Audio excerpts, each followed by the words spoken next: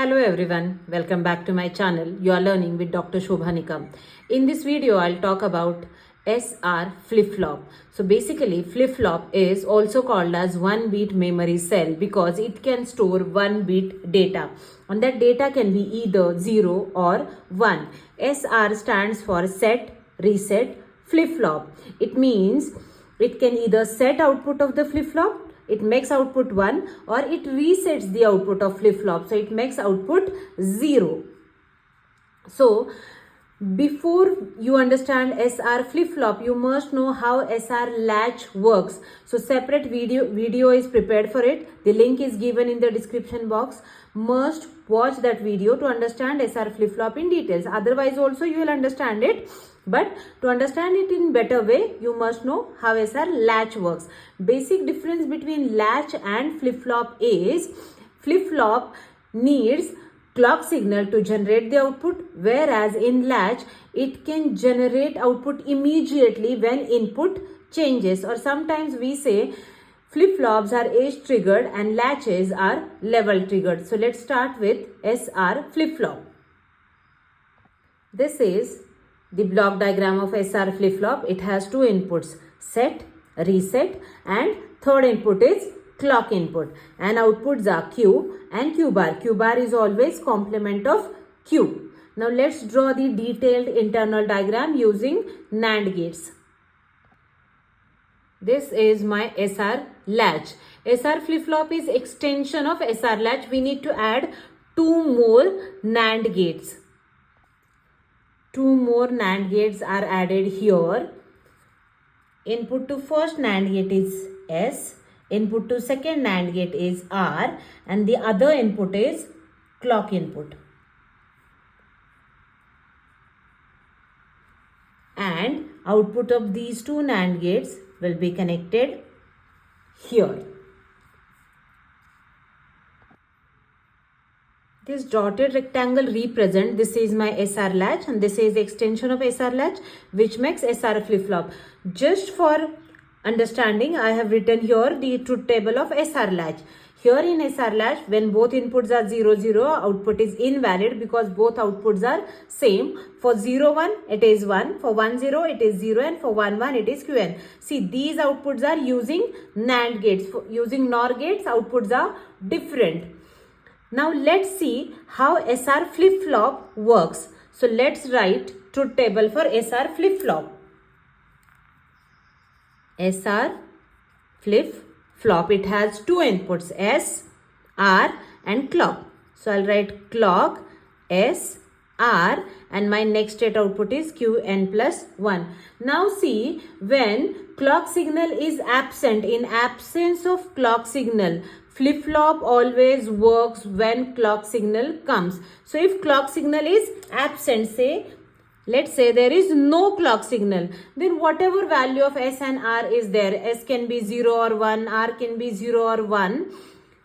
For any value, if clock is not present, next state output will remain same as present state output. So there is no change in the output. Output will not change if clock will not come, irrespective of values of set and reset inputs.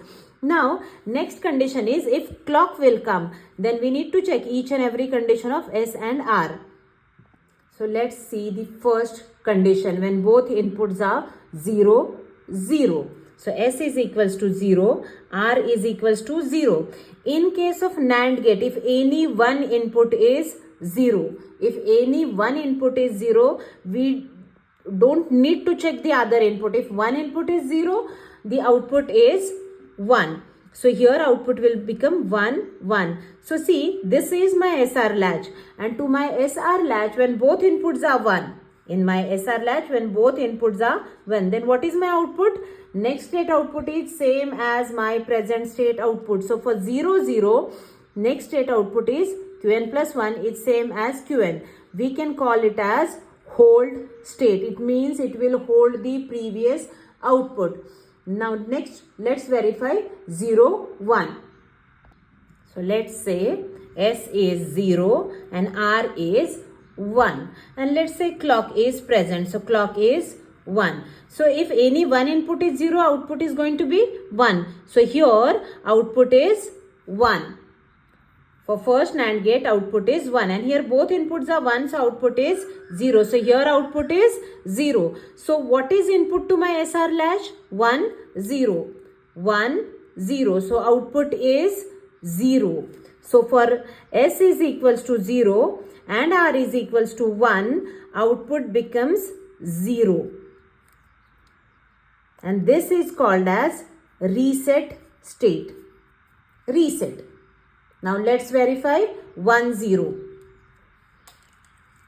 Here S becomes 1 and R becomes 0. So because of this 0, here output will become 1. You need to remember the colors.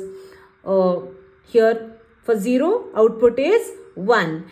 And here S is 1 and clock is also 1. So for 1, 1, output will become 0. So now inputs to my this SR latch are 0, 1. So for 0, 1, output is 1. So here what I'll get? Output 1. 1 means set. Now next is 1, 1, the last condition. This is 1 and this is also 1.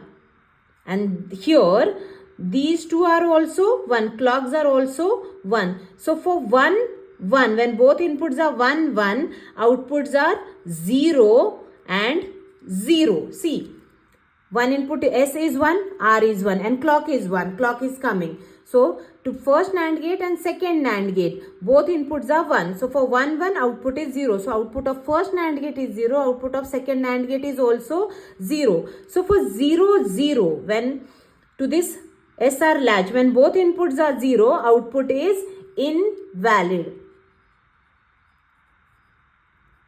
Output is invalid output. So here, see, when clock will not come, next state output will remain same as previous state output. So this is hold state. When clock will not come, output will not change. Then when clock will come, it can be positive age triggered, negative age triggered.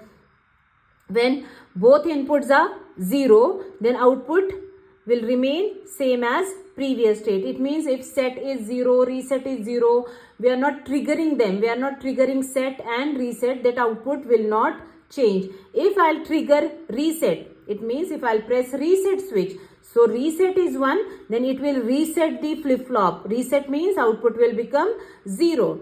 If I'll press set button, it means if set is 1, if set is 1, it will set the flip-flop. So output of flip-flop will become 1. And when both inputs are 1, if I'm trying to set and I'm trying to reset at the same time, is it possible? No, it's not possible to set and reset simultaneously. So this is invalid state.